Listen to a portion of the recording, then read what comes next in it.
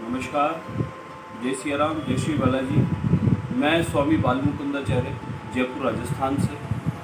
हमारे नया news channel Tasneem TV जो उर्दू एक चैनल प्रारंभ हो रहा है।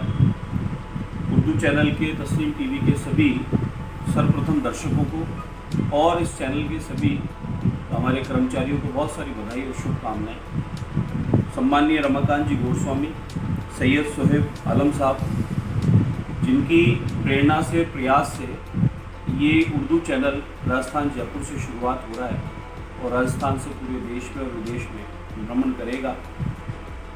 उर्दू चैनल का ये प्रथम प्रयास अपने आप में बहुत मायने रखता है। ये संदेश देता है कि यहाँ उर्दू को भी उतनी ही इज्जत है जितनी हिंदी को है। तो ये इस बात को रखते हुए इन्होंने शुरुआत की है, मुझे अच्छा लगा।